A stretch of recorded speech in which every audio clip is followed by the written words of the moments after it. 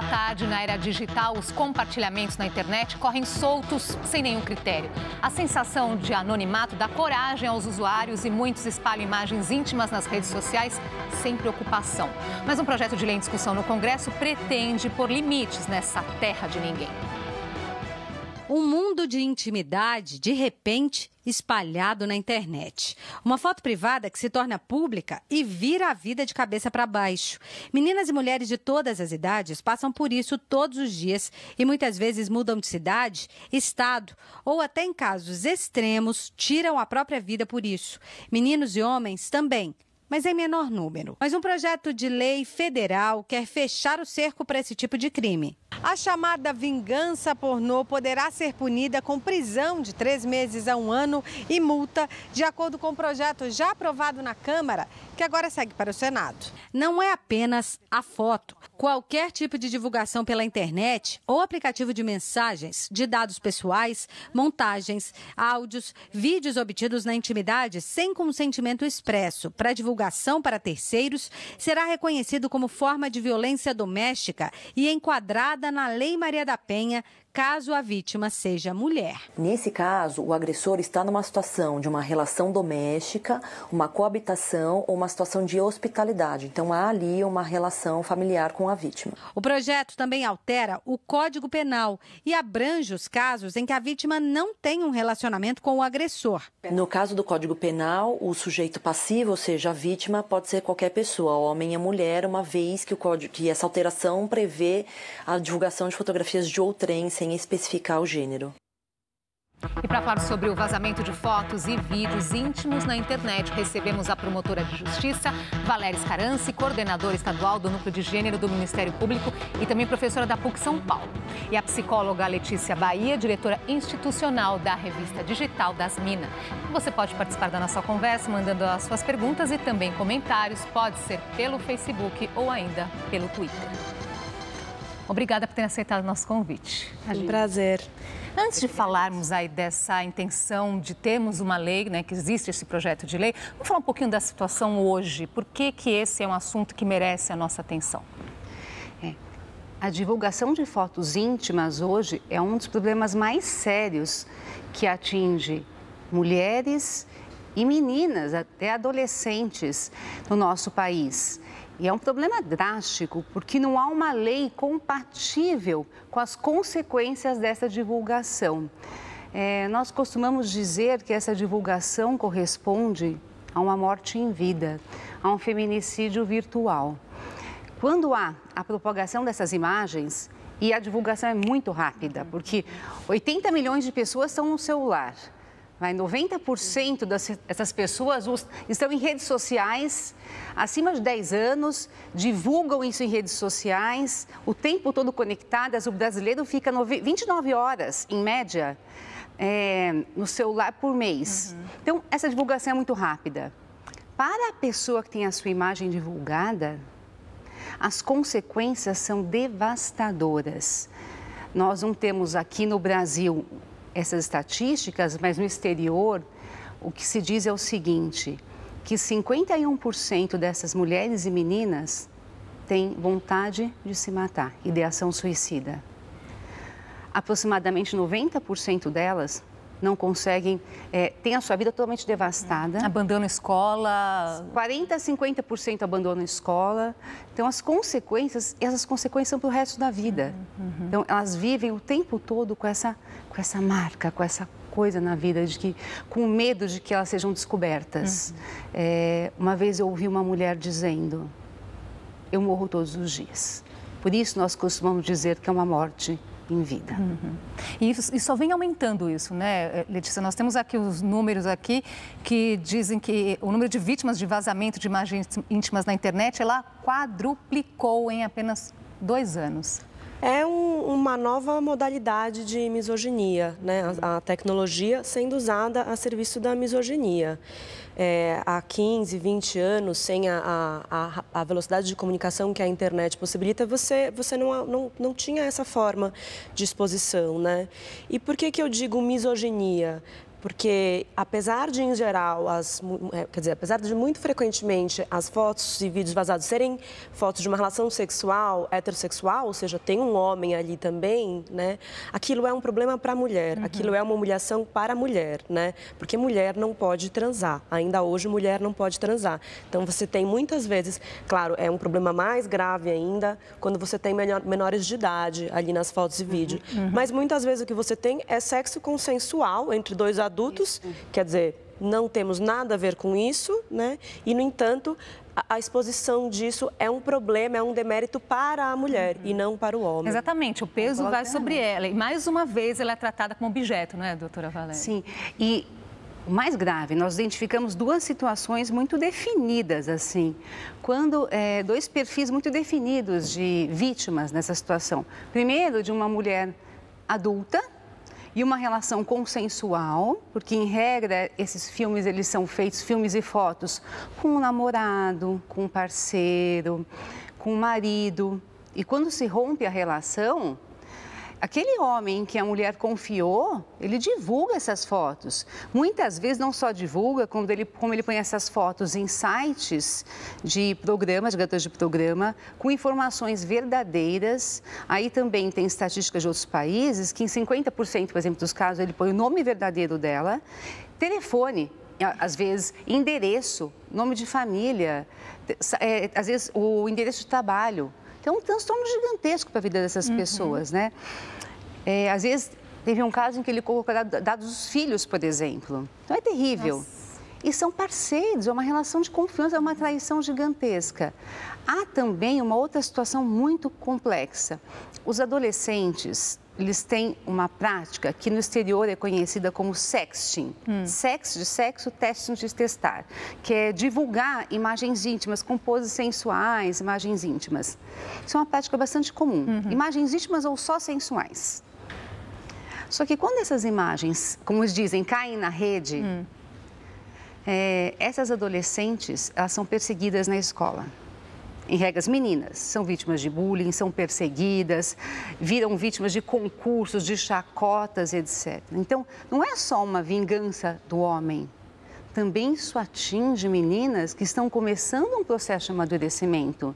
Nós temos vários casos de suicídio, de meninas com depressão. Então, são consequências gravíssimas. As pessoas já estão aqui participando. A Márcia Yoshikawa, acho que é essa a pronúncia correta do sobrenome dela, ela fala assim, para as mulheres também tomarem cuidado e não permitir o uso do celular durante a intimidade, não acreditar das promessas também dos homens que muitas vezes digam, manda, mas é só para mim. Ela até coloca, é só para mim, amor. Letícia. A gente entende, né, a necessidade de algumas medidas de precaução, até porque sempre temos que entender que se você tem, por exemplo, alguma coisa no seu celular, o seu celular pode ser roubado na rua e você não sabe o destino que isso vai ter, né?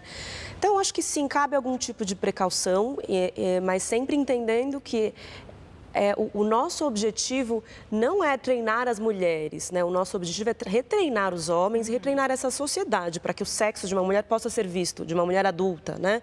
Como algo que acontece, né? Então, a minha mãe transou, a minha avó transou, isso não precisa ser um motivo de humilhação, né? E treinar os homens para que não usem mais isso como vingança. Sim. E também acho importante dizer, não necessariamente a gente está falando do revenge porn, né? A pornografia de vingança. Muitas vezes a exposição é quase como uma brincadeira. A intenção de quem faz é uma brincadeira. Me lembrei do caso que aconteceu em 2002, há 15 anos, né, de uma festa da Fundação Getúlio Vargas, da faculdade, né, da GV, em que havia um quartinho na festa, onde as pessoas, estava escrito lá na porta desse quartinho, sorria, você está sendo filmado, né? Era verdade, as pessoas que entravam estavam sendo filmadas, mas você estava numa festa, então o pessoal levou numa brincadeira, os casais entravam e se pegavam e tal, e estavam sendo filmados e fotografados. Essas fotos foram divulgadas por e-mail, né? Porque estamos em 2002, não existia nem o Facebook, nem o WhatsApp, nem o Orkut tínhamos ainda, né? E essas fotos viralizaram, inclusive uma foto de uma moça que estava fazendo sexo oral no cara. Estamos falando de dois adultos, de novo, que se escolheram, né, consensualmente. Bom, a vida dessa menina acabou, ela teve que sair da faculdade, né? E ali não houve essa conotação de vingança. Ninguém estava deliberadamente tentando fazer mal a ela por, né, sei lá, pelo quê, né? E essas fotos viralizam, né, como uma brincadeira. Ah, mas eu vou mostrar só aqui para minha amiga, a doutora Valéria, é só para o meu marido, né? Então, a gente precisa entender, quando a gente está compartilhando um conteúdo desse, um conteúdo que não tem autorização da pessoa que está naquelas imagens, né?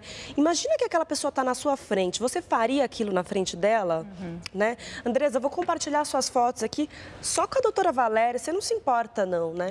Isso é muito sério, a gente perde essa noção de responsabilidade porque a coisa viraliza, vai para casa dos milhares, dezenas de milhares, né? Mas a gente precisa ter esse entendimento de que isso é muito sério. E me parece que tem uma outra questão aí, que é a sensação que as pessoas têm do anonimato também, não é? Isso também encoraja as pessoas a tomar essas atitudes de passar para frente, não é? A internet traz uma falsa sensação de anonimato. Na verdade, as condutas não são anônimas, né? Toda vez que você compartilha algo, há um rastro, que é o IP, o registro IP do aparelho que você está compartilhando. Então, isso sempre deixa um rastro, é possível identificar. Hoje nós consideramos que a pessoa que compartilha também é responsável. Nós temos alguns julgamentos, por exemplo, tem alguns precedentes, um deles em que um noivo divulgou a foto da ex-noiva na internet com o nome do banco onde ela trabalhava. E todos os amigos em comum que compartilharam foram obrigados a indenizar a vítima, porque eles sabiam quem ele era, eles sabiam da situação, eles compartilharam. Porque se a gente está falando em uma morte em vida, se a gente está falando de um sofrimento tão severo, isso só acontece porque as pessoas compartilham. E se a pessoa compartilha, ela é responsável por esse sofrimento. Então, você não puxaria a arma e mataria alguém. Mas por que você compartilha uma foto e você acha que você não é responsável por aquele sofrimento? Então, na medida em que você está dando continuidade àquilo, você também está se associando a um comportamento criminoso. E essa é uma tendência. Não é porque eu não fui o primeiro ali que tive a ideia que eu não tenho responsabilidade. Então, qual que é a postura de alguém que recebe uma foto, por exemplo, com um menor? Não pode compartilhar. Pena mínima de 3 anos para quem compartilha uma cena de sexo envolvendo o menor. Menor de 18 anos com cena de sexo, pena mínima de 3 anos. Para quem compartilha uma foto de um conhecido, pode sofrer uma indenização, pode responder por um crime. Então, também tem responsabilidade quem compartilha. O Fernando Alves está colocando, mas quem se expõe assim não imagina o risco? Quer começar? Depois eu falo. Olha, eu diria que para morrer basta estar vivo, né? Há um risco? Há um risco, né? Há um risco de eu ser assaltada quando eu saio na rua. Eu devo, então, não sair da rua, né? Como eu falei, né? Sim, eu acho que podemos pensar, né, numa situação, podemos pensar num cuidado para as mulheres. Eu acho que uma vez que o mundo tá posto dessa forma, né, que o sexo da mulher ainda é uma coisa que não pode ser discutida, né, então a gente tem que ser a bela e recatada aí do lar. Talvez a gente deva considerar isso sim, o que não quer dizer absolutamente que a responsabilidade seja nossa, né? Nós não estamos cometendo um crime ao sermos filmadas. Essa discussão está me parecendo que muitas vezes aqui, né, no debate nós gostamos de falar da violência doméstica. Isso. Tem ali um paralelo, né? Quantas vezes nós falamos aqui, a mulher vai tentar denunciar, chega ali num agente que deveria, né, ser responsável pela sua proteção, que diz, nossa, mas alguma coisa você deve ter feito, né? Andresa, nós repetimos isso sempre, né? Nas diversas formas de violência contra a mulher, na violência física, no estupro, no revenge porn, né? Você tem esse argumento aí, pô, mas ela foi lá, ela não sabia que isso ia acontecer, ela não poderia ter previsto isso, será que ela não né? Que é a tal da culpabilização da vítima, né? Podemos pensar em medidas preventivas? Podemos, mas não podemos culpabilizar a vítima. E é interessante a gente pensar como não há esse discurso, por exemplo, em relação a assaltos ou homicídios, que são problemas hoje no nosso país. Que eu queria comentar. E você não vê esse discurso, puxa, né, mas foi sair justamente com a carteira, com tanto dinheiro. Quer dizer, há uma misoginia por trás desse discurso, né? Exatamente. Eu nunca vi numa audiência a seguinte pergunta: ué, por que o senhor foi no banco à noite? O senhor não sabe que tem assalto à noite? Por que o senhor saca dinheiro em caixa eletrônico? O senhor não sabe que tem tanto roubo? O senhor não sabe que nessa esquina aqui tem um monte de assalto? Ué. Mas já no caso da mulher, não é que roupa você estava? Por que você não fez seguro para o seu carro? O senhor não sabe que o senhor está sendo imprudente? Agora, quando se trata de um crime contra a mulher, sempre se faz esse tipo de pergunta. Eu só queria fazer um comentário.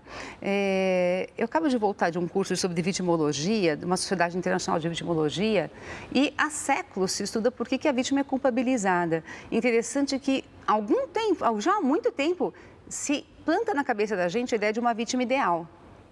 Isso é muito antigo, mas ainda continua valendo. Então, se dizia o seguinte, que alguém fosse vítima, a mulher, né, tinha que ser fraca, tinha que ser ausente de culpa, o agressor tinha que ser aquele odioso, bem raivoso, e ela tinha que ter uma posição social ilibada.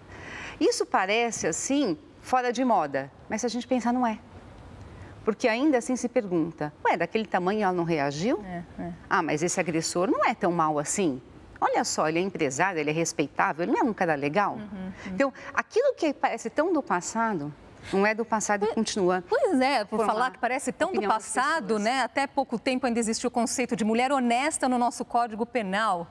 Até pouco tempo, porque, quer dizer, para desqualificar mais uma vez a vítima de violência doméstica. Até pouco tempo eu estou falando que o termo saiu do Código Penal em 2005.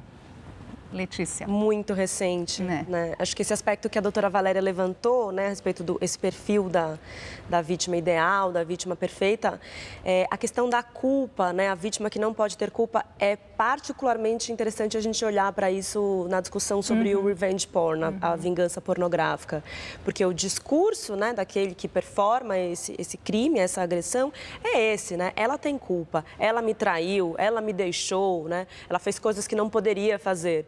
Podemos discutir a questão da traição do ponto de vista ético, do ponto de vista legal, jurídico, né? São dois adultos ali dentro de uma relação.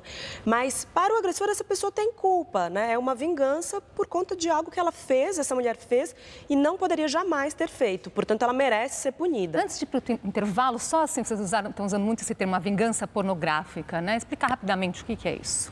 Então, até esse termo revenge porn, ou vingança pornográfica, ele é muito questionado, porque se fala que, entre aspas, a mulher fez pornografia. Mas é o termo usado no exterior. Significa o seguinte, que quando há o rompimento de uma relação, o parceiro divulga fotos íntimas ou montagens de fotos da parceira. Quando ele não aceita, muitas vezes quando ele não aceita Normalmente, quando ele não aceita o rompimento. Seria uma versão cibernética daquela ameaça. Se não for minha, não vai ser de mais ninguém. E isso vem acontecendo muito. Nossa, vem acontecendo a todo momento. E realmente é um ato de muita covardia, porque aquele mesmo homem que divulga é o homem que disse: confie em mim, eu não vou fazer isso. Exatamente. Vamos fazer um intervalinho aqui. Na volta, nós vamos falar sobre um projeto de lei que pretende tornar crime essa situação. Até já.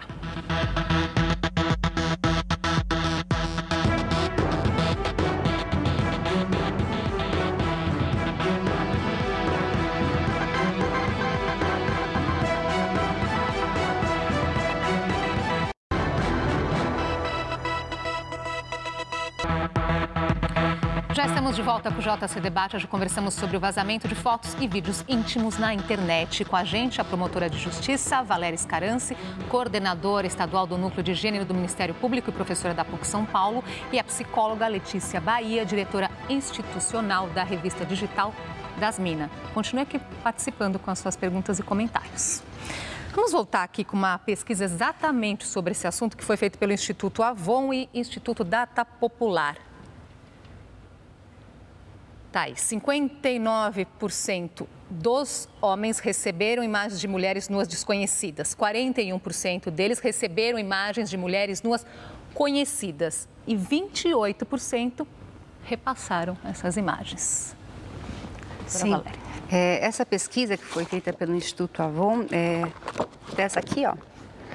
É uma pesquisa bastante interessante e ela mostra, inclusive, que desses jovens, foram mais 2 mil jovens, entre 16 e 24 anos, 2% deles ameaçaram divulgar imagens íntimas de parceiras e grande parte desses jovens já invadiu a privacidade, já exerceu algum tipo de controle na internet e muitos iniciaram relacionamentos na internet. Então, a internet hoje já figura como espaço de relacionamento, de controle e de ameaça. Daí a importância da gente ter uma legislação compatível com a sociedade atual, Sim. que é uma sociedade também de relacionamentos cibernéticos, né? O Osmar Luciano está aqui também participando. Ele fala: o problema é que nós, homens, temos que reaprender e nos adaptarmos a essa nova mulher que, com garra e determinação, conseguir o seu espaço independente na sociedade. Letícia. Eu concordo com o Osmar, né? Eu acho que esses números, eles são muito evidentes da necessidade da gente incluir os homens nessa conversa, né? Os homens precisam, o feminismo precisa sim ser um assunto de homens, os direitos das mulheres precisam sim ser assuntos de homem, mais da metade dos homens já receberam, quer dizer, a gente está falando dos homens que nós conhecemos, nós estamos falando dos nossos maridos, filhos, amigos, né? A gente tende sempre a achar que é outro, né? Mas eu tenho um grupo de amigos que tem lá o seu grupo de WhatsApp, onde só entram os meninos e de vez em quando vaza, né, alguma conversa. Então, isso é uma realidade que é próxima, não é distante. E quase 1/3 já repassaram, né? Então, precisamos sim conversar com os homens sobre isso. Essa precisa ser uma discussão que sai da bolha das mulheres, né? Sozinhas a gente não vai dar conta de resolver isso. A gente precisa que eles assumam uma outra postura. E está em discussão no Congresso, já passou, foi aprovado pela Câmara, um projeto de lei, está agora no Senado, né, doutora Valéria, para tornar crime o vazamento dessas imagens e vídeos na internet. O que prevê esse projeto? O que vale a pena destacar aqui? Então, é um projeto de lei que começou na Câmara, ele está no Senado atualmente com o número 18/2007. A relatora é a senadora Gleisi Hoffmann, está na CCJ. Então, ele é um momento muito importante do nosso país, em que nós temos a oportunidade de criminalizar a divulgação de fotos íntimas e o compartilhamento para mulheres adultas. Para as menores de 18 anos, já existe um crime previsto no Estatuto da Criança e Adolescente, com pena de 3 a 6 anos. Só que nós estamos desperdiçando esse momento, na minha maneira de ver. Nós estamos criando um lindo instrumento que não funciona, que não vai funcionar. Então, você vê erros nesse projeto, é isso? Na verdade, eu vejo como um projeto de lei que não vai funcionar, que não vai ter efeito prático nenhum. Por quê? As falhas, e aí até faço um apelo aqui para que a gente apresente algumas propostas e a sociedade se mobilize para que esse projeto de lei seja modificado a tempo. Quais são as falhas? Primeiro, a associação desse crime à ideia de honra. Não se pode mais associar crimes contra a mulher e honra. Violência contra a mulher não pode estar vinculada à honra. E esse crime está dentro do tópico, crimes contra a honra. Segundo, esse crime está previsto no artigo 140 do Código Penal, 140A. Ele é um crime de ação penal privada. O que significa isso? Que a vítima deve fazer tudo, se ela quiser, que o processo caminhe. Ela deve pedir o inquérito policial, deve contratar um advogado ou pedir para um defensor público fazer o processo. Ou seja, é como se ela tivesse que ser a responsável por tudo, como se fosse uma ação civil. Pior, tem um prazo fatal de 6 meses. Fatal, improrrogável, como se fosse um prazo. Morreu, morreu. Acabou no domingo, acabou. Depois de 6 meses, então... Nada mais acontece. Nada mais pode Nada, é impossível. Impossível. Esses crimes são dificílimos de apurar. A nossa sugestão, nós chegamos a apresentar uma sugestão que não foi acatada, foi de que esse crime fosse um crime que o Ministério Público, o promotor, fizesse o processo para a vítima, consultando a vítima, se a vítima quisesse, se a vítima deseja o processo. Então, seria um crime de ação pública, feito pelo promotor, mas perguntando para a vítima se a vítima deseja, que é uma representação. Assim, a vítima não fica com esse peso de ter que procurar e é um peso que, mais uma vez, nós conhecemos tão bem, né, Letícia? Nossa. Porque aí essa mulher acaba sendo vitimizada mais uma vez. Isso. Porque quantas não denunciam exatamente por esse medo, que passam um tempo aí até para absorver essa ideia, para depois fazer uma denúncia, não é? Sim, é um processo muito desgastante, né? É um processo difícil. Muitas mulheres fazem essa escolha de não denunciar e precisam ser respeitadas nessa escolha. Por isso a importância de, ainda que o Ministério Público conduza, que isso aconteça com a validação. Tem que se ouvir a vítima, né? Mas tem que se ouvir a vítima. Esse prazo de 6 meses é... Isso. E aí o prazo de 6 meses seria só para consultar a vítima. Algumas coisas também algumas medidas tinham que ser inseridas nesse projeto também. também são sugestões que não foram acatadas, né? Chegou a se conversar e não foram acatadas. Medidas de caráter patrimonial, medidas de proteção de caráter patrimonial. Quando acontece uma desgraça dessas na vida de uma mulher ou de uma menina, ela não consegue trabalhar e não consegue estudar. Então, que o autor dessa violência tenha que pagar por isso, durante o processo, inclusive. Então, medidas de caráter patrimonial.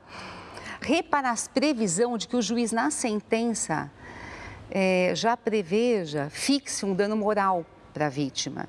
O código fala que o juiz pode fixar, dar um prejuízo para a vítima, que o réu tem que pagar um prejuízo, mas os juízes, em regra, não entendem que também isso inclui dano moral. Então, na sentença, o juiz fala, olha, vai fixar 100 mil de dano moral para a vítima, 50 mil, 20 mil, se garanta para a vítima dano moral.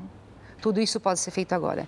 E muito mais importante, que se preveja uma norma específica para retirada desse material imediatamente. Ah, mas não tem o Marco Civil. O Marco Civil foi feito para a empresa e não para as pessoas. Ele protege muito mais a empresa do que as pessoas.